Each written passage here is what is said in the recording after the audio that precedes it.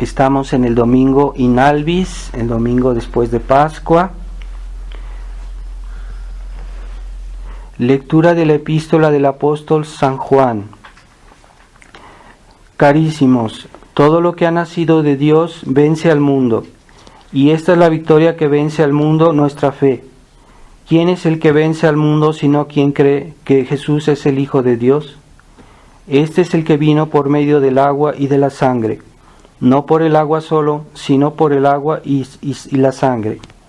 Y el Espíritu es quien testifica que Cristo es la verdad, porque tres son los que en el cielo dan testimonio, el Padre, el Verbo y el Espíritu Santo. Y estos tres son una misma cosa. Y tres son los que dan testimonio en la tierra, el Espíritu, el agua y la sangre. Y estos tres son una misma cosa. Si aceptamos el testimonio de los hombres, mayor es el testimonio de Dios. Pues este es el testimonio de Dios que es mayor, por cuanto ha testificado acerca de su Hijo. Quien cree en el Hijo del Dios tiene en sí el testimonio de Dios. Continuación del Santo Evangelio según San Juan. En aquel mismo día primero de la semana, siendo ya tarde y estando cerradas las puertas de la casa donde se hallaban juntos los discípulos, por miedo a los judíos, llegó Jesús y púsose en medio y les dijo: La paz sea con vosotros. Esto dicho, mostróles manos y costado. Los discípulos llenáronse de gozo viendo al Señor. Díjoles de nuevo: La paz sea con vosotros. Como el Padre me envió, yo también os envío. Dicho esto, sopló sobre ellos y les dijo: Recibid el Espíritu Santo. A los que perdonaréis los pecados les son perdonados, y a los que los retuviereis les son retenidos. Pero Tomás, uno de los 12, llamado Dídimo, no estaba con ellos cuando llegó Jesús. Dijéronle pues los otros discípulos: Hemos visto al Señor. Mas él les dijo: Si no viere en sus manos la hendidura de los clavos, y metiere mi dedo en el agujero de los clavos, y metiere mi mano en su costado, no creeré. Pasados 8 días estaban otra vez sus discípulos dentro y Tomás con ellos. Llegó Jesús cerradas las puertas, y púsose en medio y les dijo: La paz sea con vosotros. Luego dice a Tomás: Mete aquí tu dedo y mira mis manos, trae tu mano y métela en mi costado, y no seas incrédulo sino fiel. Respondió Tomás y le dijo: Señor mío y Dios mío. Díjole Jesús: Porque me has visto, Tomás, has creído. Bienaventurados los que sin ver creyeron. Otros muchos milagros hizo Jesús ante sus discípulos, que no están escritos en este libro. Mas estos han sido escritos para que creáis que Jesús es el Cristo, y el Hijo de Dios, y creyéndole tengáis vida en su nombre.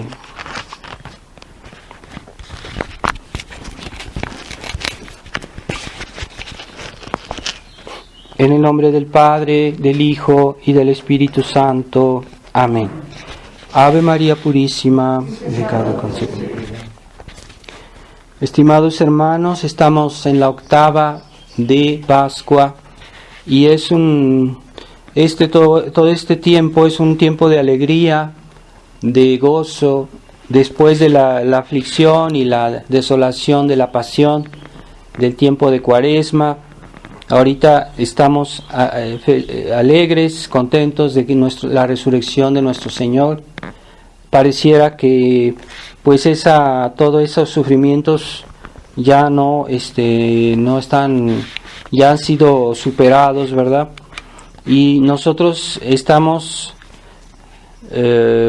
contemplando este cuerpo resucitado de nuestro Señor, cómo nuestro Señor llega a ver a los apóstoles y estaban las puertas cerradas, y de todos modos Él llega de una manera milagrosa, al punto que pues algunos dudaron, pero nuestro Señor comió con ellos, y después puesto que uno estaba ausente en una aparición de nuestro Señor, Santo Tomás, pues él después vino y quiso hacer este reproche a Santo Tomás de que no había creído, ¿verdad?, que lo que le habían contado los demás apóstoles, y hizo que tocara su costado y los agujeros en sus manos, ¿verdad?, para que no fuera incrédulo, que no fuera infiel.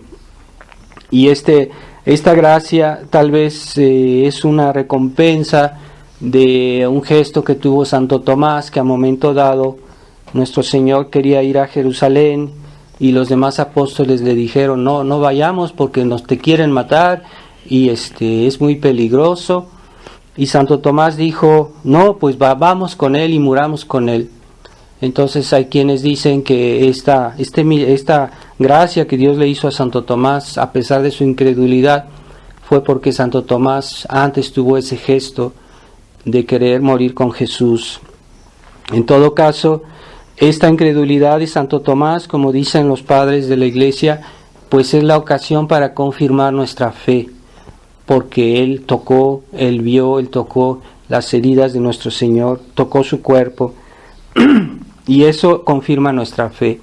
No son testimonios cualquiera, sino que la verdad del Evangelio está confirmada históricamente, porque todos los que lo vieron dieron testimonio y fueron escritos los Evangelios, y incluso hay más documentos de los Evangelios que de otros documentos de autores paganos que son hoy reconocidos en la sociedad como estando autores que sí existieron, su existencia está comprobada, pero cuando se habla de Jesucristo no quieren aceptarlo, a pesar de que históricamente está comprobado que Jesucristo existió, porque hay testimonios escritos mucho más que otros autores paganos, ¿verdad? Pero la incredulidad moderna no quiere aceptar, porque no es porque no haya razones humanas de creer, sino porque ellos no quieren creer simplemente y buscan pretextos para cuestionar la existencia de nuestro Señor y de sus milagros. Y qué más grande testimonio que los apóstoles y los discípulos que dieron su vida, casi todos murieron mártires, para dar testimonio de que Jesucristo había muerto y había resucitado. Y esos testimonios no son testimonios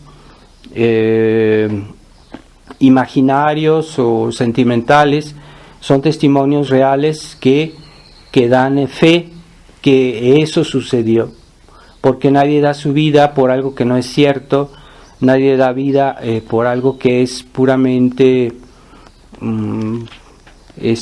imaginario.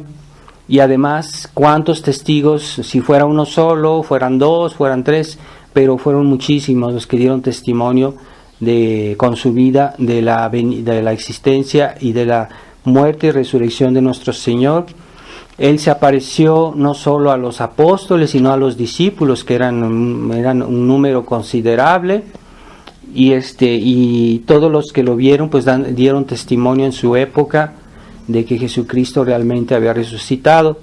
Entonces la resurrección de nuestro Señor es el principal fundamento de nuestra fe, porque solo Dios tiene poder sobre la vida y sobre todo sobre su propia vida.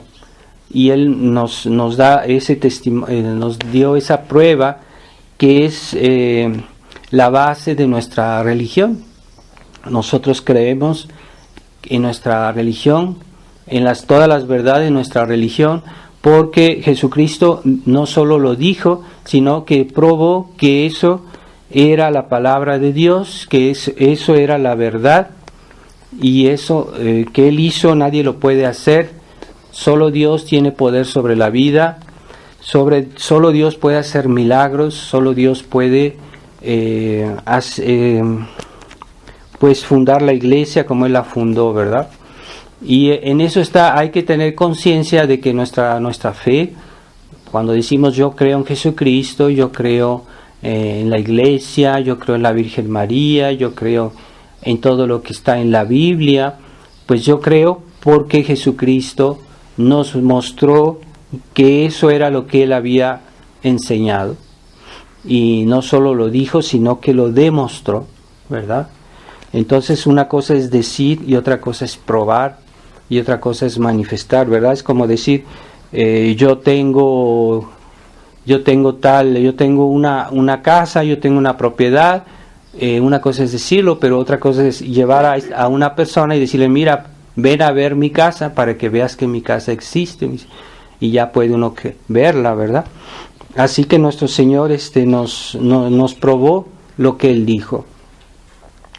Y esa fe en la palabra de Dios es como la garantía, o se puede decir también la llave, el pase, también hoy se diría así, ¿verdad? El pase para ir a un lugar. Si no tengo este pase de entrada, no puedo entrar.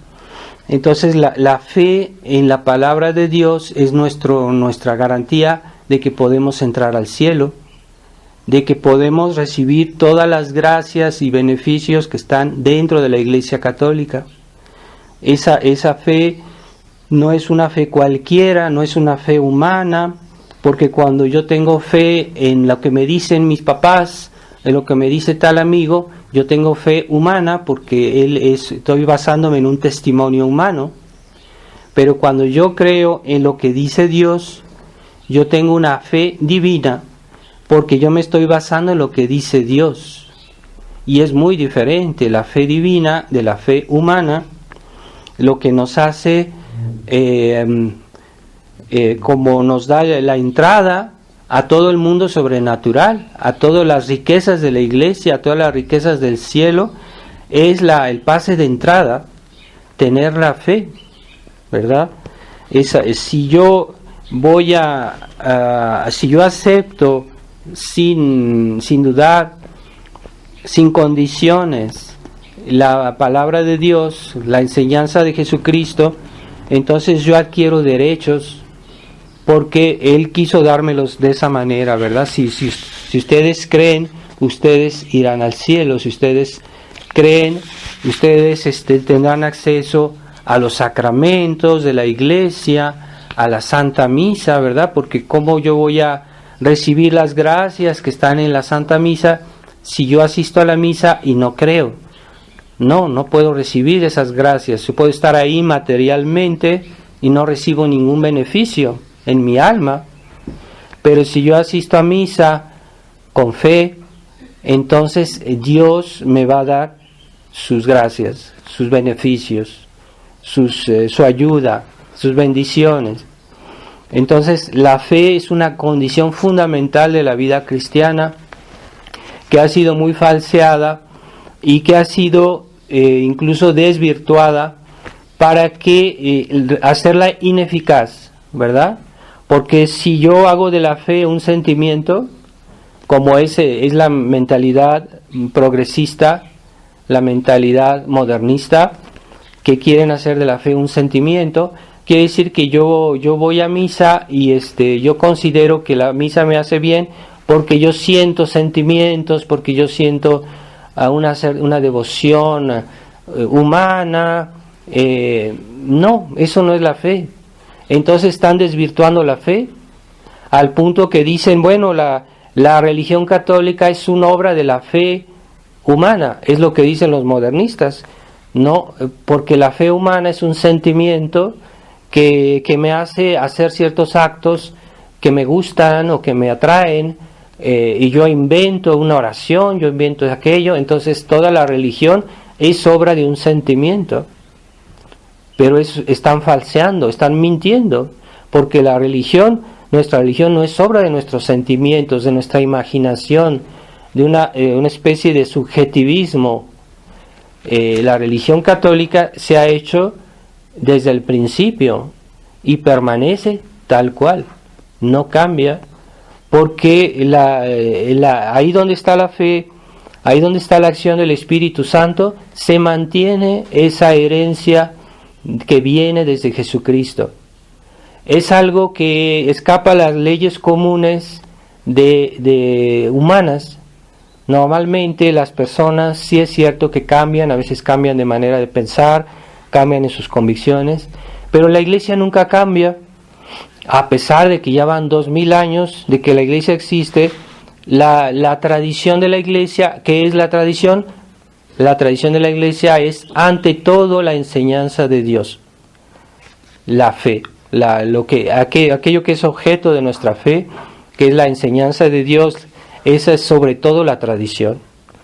Pero como esta fe es la expresión de todo lo que hay que creer, así que la fe también nos introduce a la vida sacramental, a la oración, a la Santa Misa, a la práctica de los mandamientos. Por eso sin la fe no se puede hacer nada, no se puede recibir nada, no se puede practicar nada de la vida cristiana. Entonces, la astucia de los enemigos de Dios, de la iglesia, no han querido ir directamente a negar la fe. Lo que han hecho es desvirtuarla, darle otro sentido, para que los católicos crean que tienen fe, y en realidad no es la fe lo que tienen, es un sentimentalismo, es una especie de subjetivismo, y eso es muy peligroso, porque muchos están contaminados de eso, e incluso tradicionalistas. Yo no digo que porque ya comprenden las grandes líneas del problema hoy en la iglesia, que ya entendieron todo, no. A veces son reacciones, a veces hay personas que tienen reflejos, ¿verdad? Y dicen, es que yo, lo que tienen es devoción, y dicen, tengo mucha fe. Pero no, la fe está sometida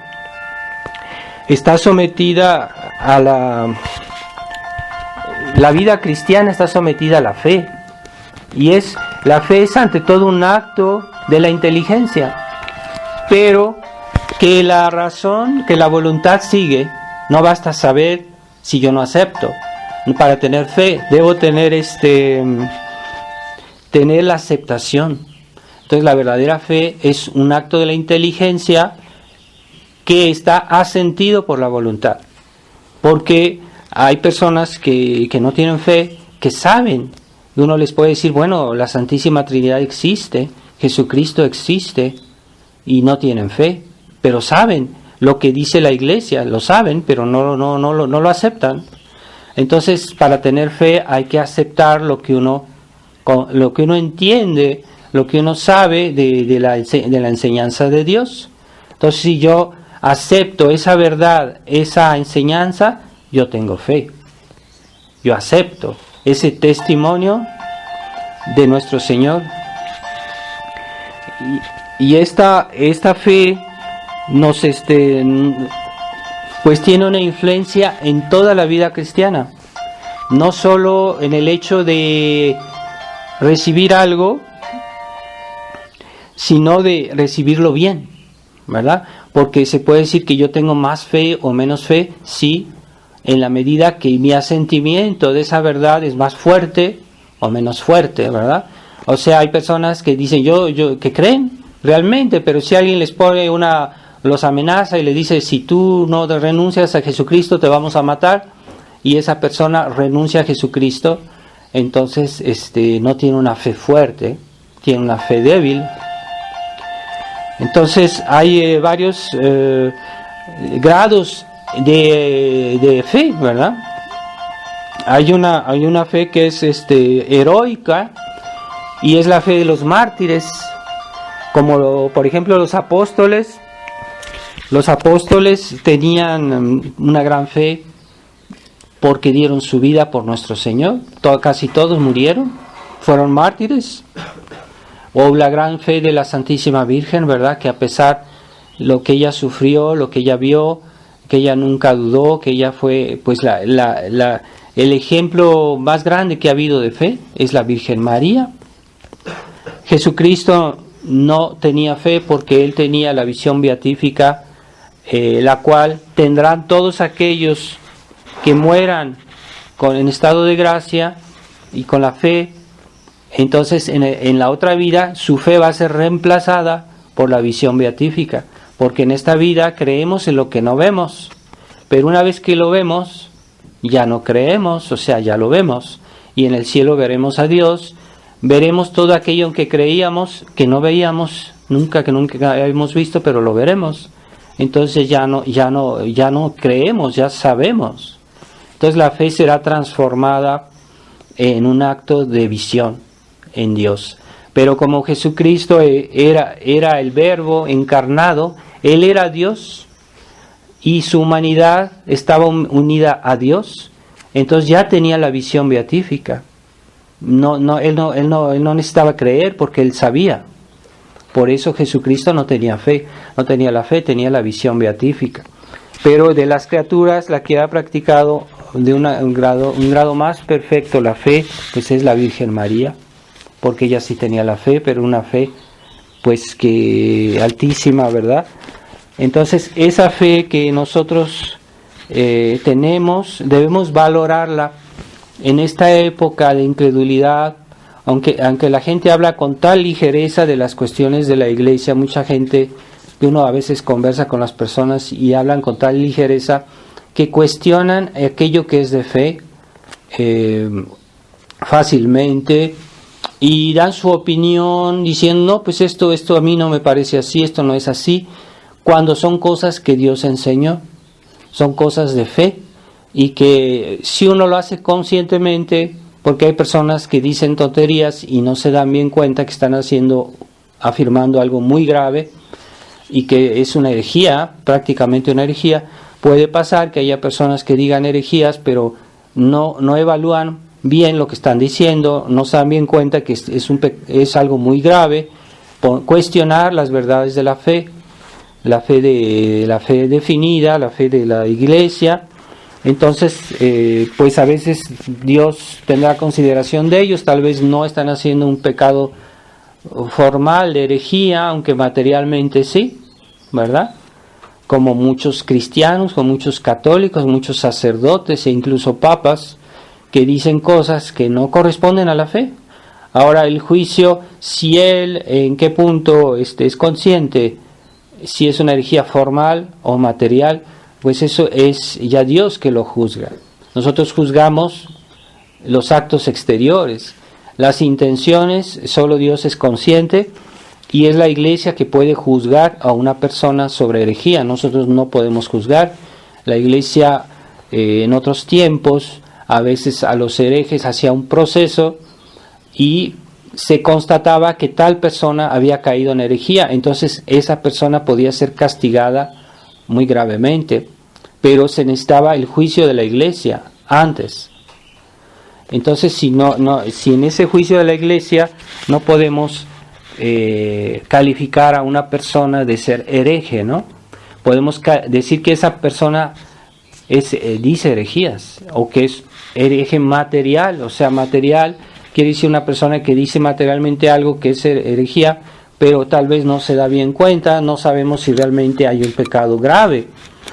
Pero sí podemos decir que hay personas que son herejes, ciertamente en el sentido material, pero no estamos calificados, no tenemos la autoridad para juzgar a las personas en eso. Pero sí podemos darnos bien cuenta que lo que alguien dice es una herejía.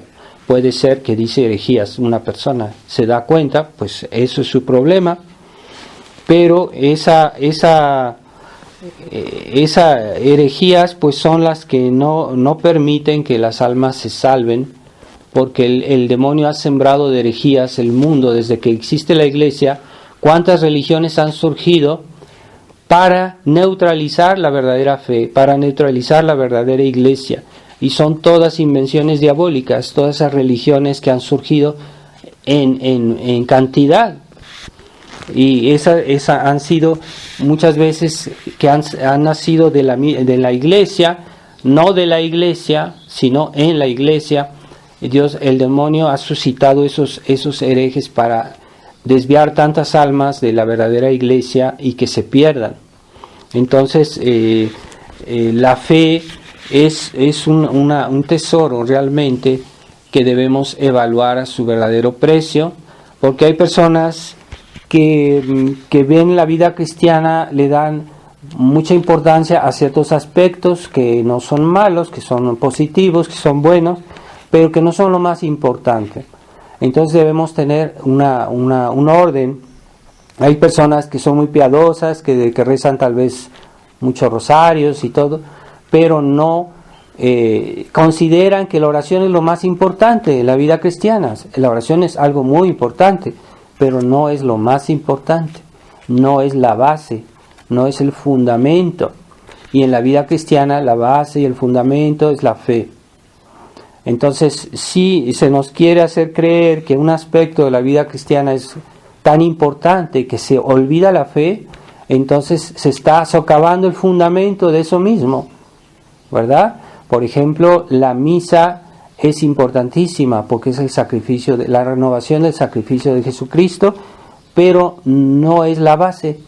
La base para que podamos asistir a misa y asistir con fruto a misa es tener fe, tener la fe católica, ¿verdad? Y esa fe católica nos permite acceder a los tesoros de la Santa Misa, ¿verdad? Como en la Fraternidad San Pío X se ha insistido mucho en la piedad litúrgica, en la Santa Misa, en ciertas devociones, está bien, se insiste mucho en el deber de Estado, pero no es lo más importante. Lo más importante de la vida cristiana es la fe. Y en nuestra época, por necesidad, es la defensa de la fe, el combate por la fe. Si uno ya no ve esa necesidad de la lucha y de la combate por la fe, está socavando todo lo demás de la vida cristiana lo está socavando. Entonces, por ejemplo, si ya no ven la necesidad en la Fraternidad San Pío X de denunciar los errores del Vaticano II, ya no ven la necesidad de combatir esas herejías del Concilio Vaticano II, de denunciar los errores del Papa Francisco, que son legión. Ya se pueden escribir libros con todas esas anécdotas destructivas, agresivas a nuestra fe que ha hecho el Papa Francisco. Se pueden escribir libros. Ya no logra uno seguir de tantas cosas que ha dicho excesivamente graves contra nuestra fe. Pero si yo quiero conservar la fe, no basta tener la fe, sino también debo tener el antídoto contra las enfermedades de la fe. Y la Iglesia siempre ha procedido así. La Iglesia en la historia, si uno lee la historia de la Iglesia nunca se ha conformado en decir, bueno, a los católicos profesen la fe tranquilamente y nada más. No, la Iglesia siempre ha sido antimodernista, antiprotestante, o sea, la Iglesia siempre ha denunciado los errores contrarios que ponen en peligro nuestra fe. Y entonces no basta decir yo tengo la fe, yo creo, sino tengo el antídoto a las enfermedades contra la fe. Y ese antídoto son las condenas de la Iglesia contra los errores. Eso es una constante de la historia y de la Iglesia, y siempre todos los concilios terminaban con los anatemas contra los errores, ¿verdad? Por ejemplo, el sílabus está claro, o sea, que se condena el error contrario, se denuncia a los herejes. Los santos, generalmente un cristiano cuando habla del prójimo debe tener caridad, debe tener paciencia, pero cuando es un hereje, uno debe denunciar no solo al hereje, sino también sus errores personales, sus fallas y sus pecados. Incluso así hacían los santos cuando hablaban de los herejes. Entonces hoy la herejía no es algo así como imaginario. La herejía está encarnada en personas concretas, y esas personas representan la herejía, como Lutero, como Calvino. Entonces la Iglesia siempre denunció a esas personas, hasta las excomulgó. Entonces hoy no basta que profesemos la fe en el sentido de que yo voy a misa y yo me confieso y yo recibo los sacramentos, pero no hay denuncia contra aquellos que están atacando la fe de la Iglesia. En nuestro caso, son los errores concretos del Concilio Vaticano II, los errores concretos de los papas conciliares que hay que denunciar. Pero si yo quiero hacer una obra como hicieron los tristes acuerdos de la cristiada, ¿verdad? Que el mismo clero quiso hacer acuerdos con los enemigos de Dios para pacificar el país, pues entonces salieron perdiendo, porque eran los enemigos de Dios, no solo los que eran, se les hacía como confianza, que iban a respetar, pero además eran los garantes de que esos acuerdos se iban a respetar, lo cual es un absurdo, porque no se puede ser juez y parte. Entonces, si uno es juez y parte, ya se sabe que el juez qué es lo que va a decir, ¿verdad? Entonces, cuando el gobierno mexicano ya se hicieron los acuerdos, pues de nuevo comenzó la persecución. Y después fue una persecución legal, fue una persecución educativa, y entonces eso fue un absurdo y dio el resultado que hoy tenemos a la vista, la descristianización de México. No se puede ser juez y parte. Entonces, si hoy se pretenden que se hagan acuerdos con Roma de la fraternidad San Pío X, y Roma es juez y parte, porque Roma ha expresado su opinión, el Papa ha expresado lo que él piensa, no lo ha escondido, no es una persona que haya dicho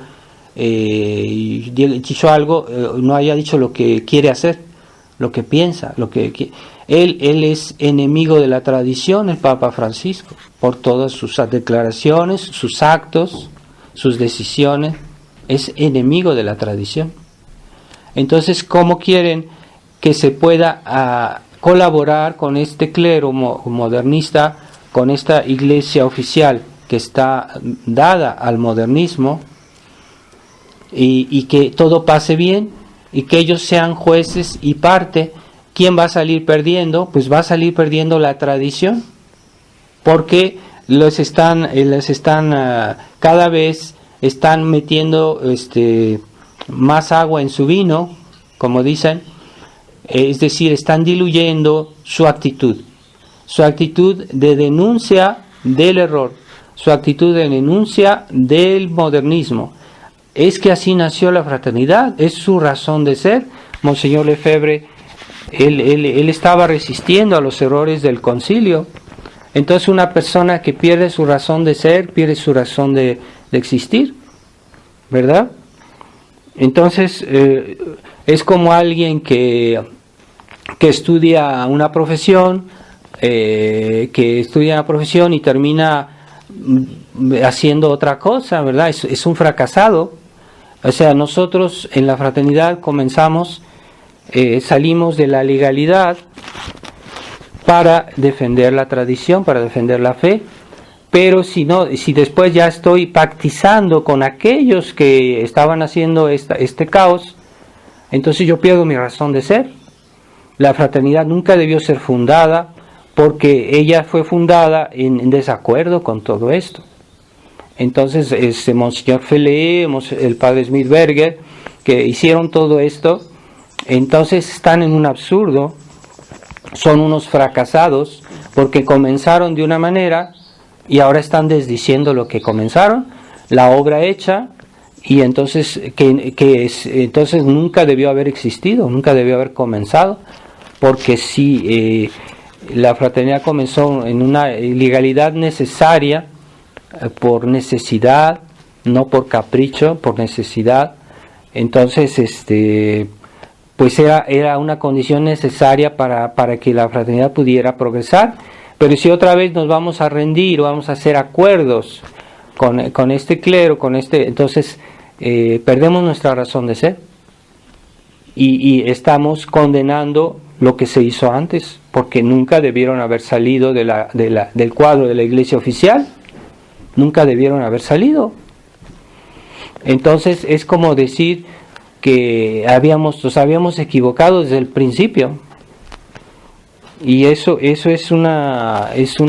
como cuando alguien niega sus raíces, niega su razón de ser. ¿Por qué estoy aquí? ¿Por qué hago esto? Pues si yo niego mis raíces, pues no tengo razón de ser. Y ese es el drama que está viviendo la fraternidad San Pío X gradualmente, porque eso lo enmascaran de una manera que es gradual. Pero el hecho está ahí, y las declaraciones y las concesiones de Roma, que son una realidad, que son muy fuertes, que son decisivas, que ya dan permiso a los sacerdotes de la fraternidad de confesar, de dar los sacramentos, e incluso de las ordenaciones. Entonces, para dar eso no se puede dar si no están incardinados. El acuerdo es algo concretizado, es algo real. Sí lo hay, el acuerdo. Entonces no se puede. Monseñor Lefebvre nos decía en su itinerario espiritual que para todo sacerdote que quiere conservar la fe debe alejarse de esta iglesia conciliar.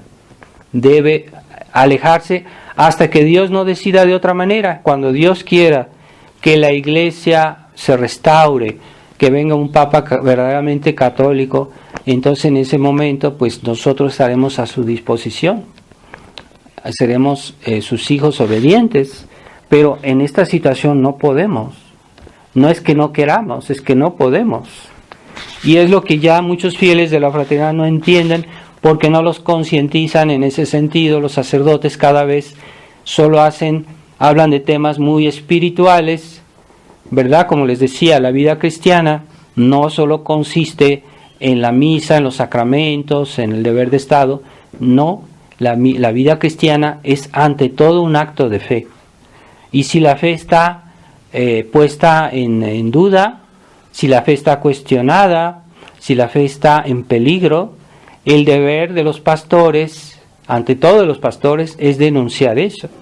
También en un hogar, ¿verdad? Un padre de familia también debe dirigir a su familia para que no pierda la fe, protegerla, y así, pero con más razón los pastores. Y la fe es un todo.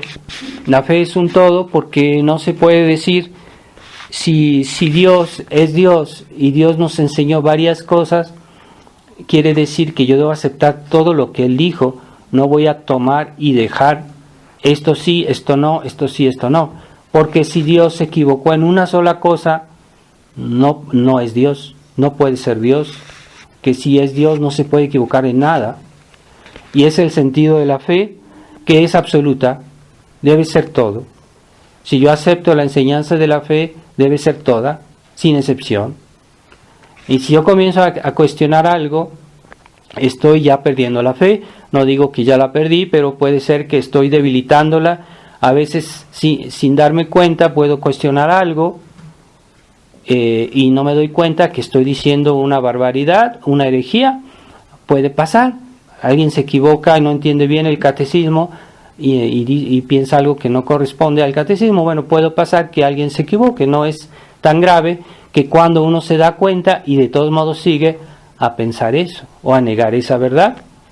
Entonces no podemos jugar con nuestra fe, y es una gracia que cada vez es más ausente de este mundo. Seamos conscientes que este mundo es un mundo descristianizado, es un mundo que está al servicio de los ideales masónicos, del mundialismo.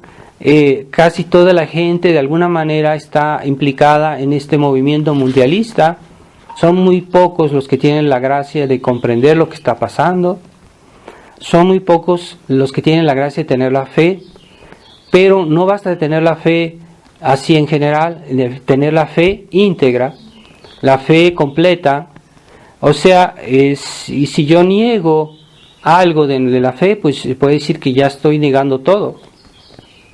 Y es lo que se vuelve cada vez más raro, porque ahorita hay muchos católicos que tienen una fe que está desorientada, que a veces dicen cosas muy graves, que son realmente negaciones de la fe, pero que no se dan bien cuenta. Entonces esas personas están en una herejía material, son gente que todavía tiene la fe, pero está desorientada, no sabe qué pensar, Y sí los hay muchos católicos que son gente bien intencionada, pero están en la iglesia oficial porque no saben, porque no entienden, porque nadie les ha explicado, o porque ignoran lo que está pasando.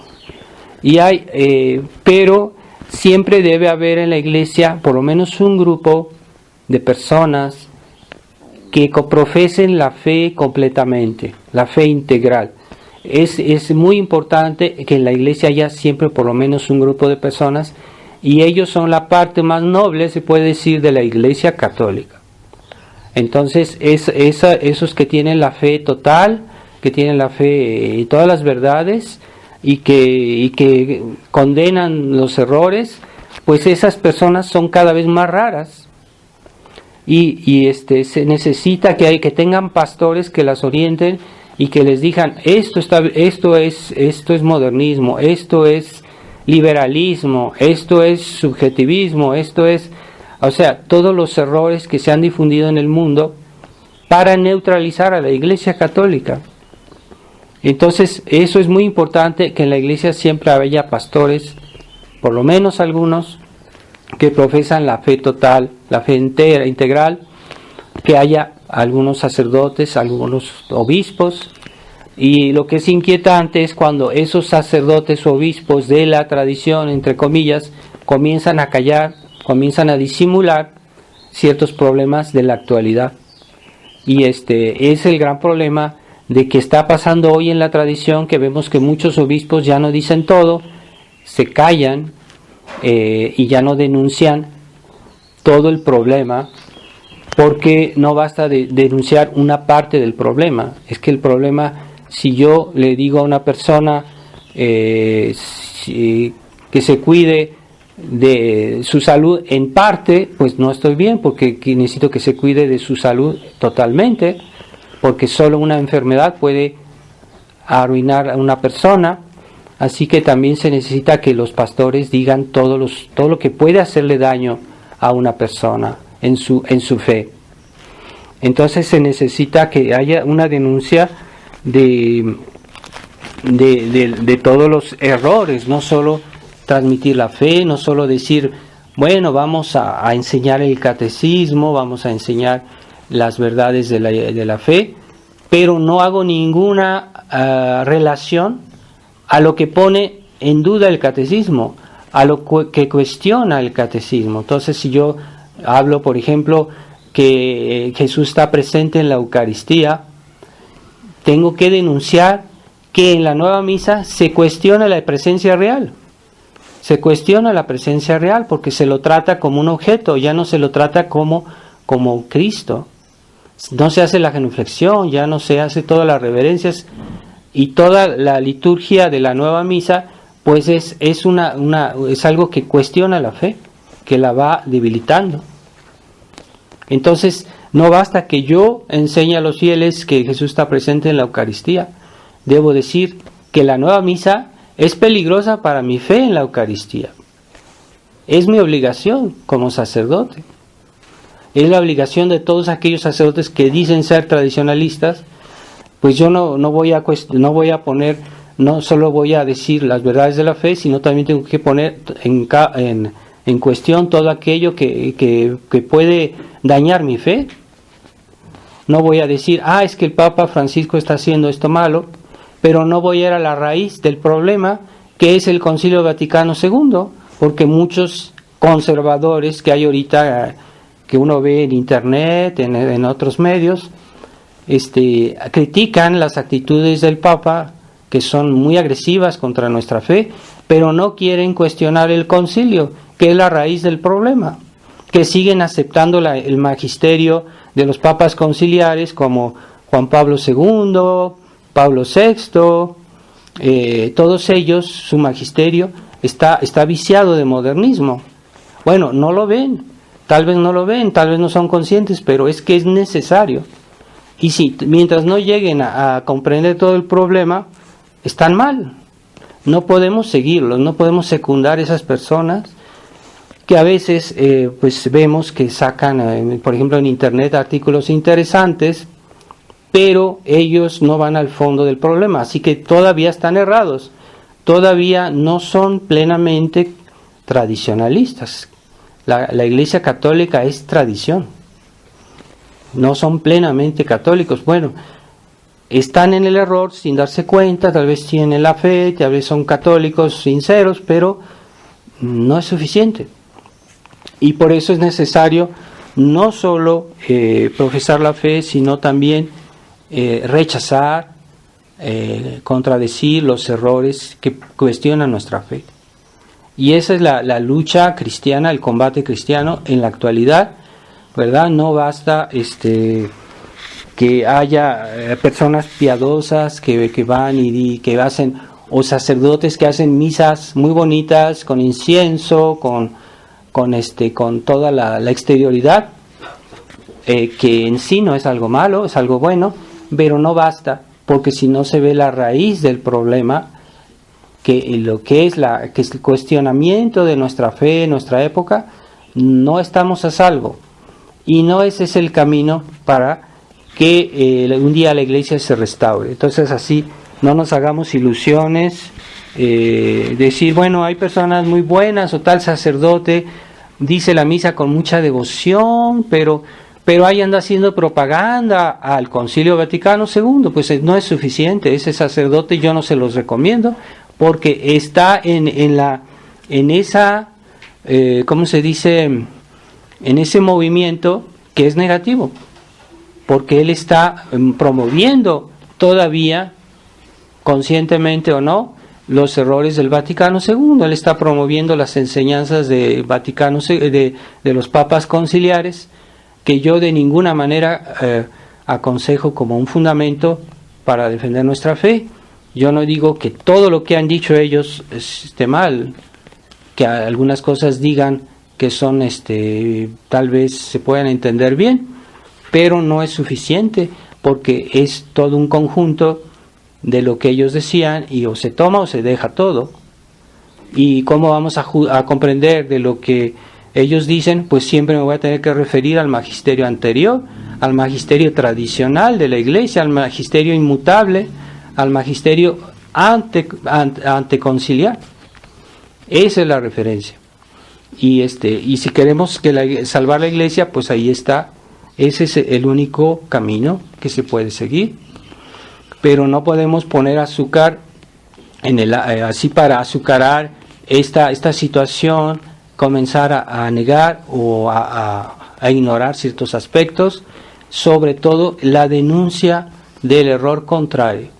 Y es lo que muchos no quieren entender, y que el clero sobre todo tiene el deber de hacer esa denuncia claramente a los fieles, porque los fieles se dejan llevar, porque hoy la presión mediática es enorme, la presión del mundo es enorme, la presión de la vida social es enorme, y con más razón los fieles tienen necesidad que los sacerdotes sean claros y que digan las cosas, no solo un aspecto, no estén maquillando las cosas, que digan la verdad, porque si no, a la larga estos fieles se van a dejar llevar por el mundo. Por eso es peligroso frecuentar a esos sacerdotes que defienden la tradición, pero que no quieren defenderla 100%. Es peligroso, y por eso hay que alejarse de ellos. Y recuerdo, como siempre ya lo he hecho, pero es bueno recordarlo, que en vida de Monseñor Lefebvre le preguntaron unos fieles de Canadá que en su ciudad no había misas de la fraternidad, pero había misas del indulto. Entonces le preguntaron: Monseñor, ¿podemos ir a esas misas del indulto? No tienen nada de malo, en sí la misa no es algo malo, pero ellos están con el Papa, están con el concilio. Entonces Monseñor Lefebvre les decía: no, mejor no, se quedan sin misa, mejor estar sin misa que estar en unos medios donde los van a influenciar, los van a poco modificar su pensamiento, y no es solo la misa, es todo un ambiente. Esos medios es mejor no ir, mejor quedarse en su casa, decir su rosario, que ir a esas misas del indulto. Es lo que dijo Monseñor Lefebvre. ¿Por qué? Porque los del indulto estaban aliados con Roma, porque Roma ya había amordazado su boca para que no dijeran todo. Y por eso Monseñor les decía que no, mejor digan su rosario en su casa. Y es lo que pasó, lo que está pasando hoy con la fraternidad, que ya están también amordazados, no quieren decir todo. Y esa es la prueba de que están comprometidos, y esto sigue evolucionando. Vamos a ver cada día cosas más graves, pero lo que ha pasado es suficiente para darse cuenta que ya la fraternidad ya está en esa situación como las misas del indulto, y que no hay que ir a esas misas de la fraternidad. No es una cuestión personal, porque yo me baso en la enseñanza de Monseñor Lefebvre. Así que tengamos presente que la fe es como decía la epístola, ¿no? ¿Qué es lo que ha vencido al mundo? Es nuestra fe. Es nuestra fe que ha vencido al mundo. ¿Cómo ha vencido al mundo? Entonces la fe está en contraposición con el mundo, porque ha vencido el mundo.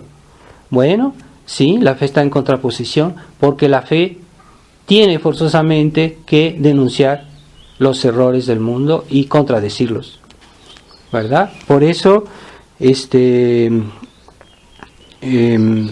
nosotros estamos nos consideran personas que somos excesivas, porque no queremos no solo como hoy se entiende el ecumenismo, ¿verdad? Cada quien tiene su verdad, pero que no se atreva a condenar a los demás, no se atreva a decir que los demás se equivocan. Entonces todos tienen su verdad, pero todos deben aceptar al otro tal como es. Eso es la negación práctica de la fe, el ecumenismo. Y entonces, pues hoy la Iglesia Católica está bien con todos, pero nunca va a decir, bueno, fulanito, te equivocas, tú estás en el error, tú estás en la herejía. Ya no lo van a decir. Y a eso es el veneno del ecumenismo, ¿verdad? Callarse. Y no nada más decir, yo practico mi religión, pero no voy a denunciar el error contrario. Bueno, vamos a pedirle a Nuestra Señora en esta Santa Misa que nos conceda una fe firme, y que en esta alegría de Pascua nos conceda esa alegría de la posesión de la verdad, porque ellos vieron a Jesús resucitado, y eso confirmó su fe. Entonces nosotros debemos tener una fe así, alegre, tranquila, porque es segura, y no tenemos temores de que el error nos contamine, porque sabemos dónde está la verdad, en nuestra fe en Jesús resucitado. Ave María Purísima.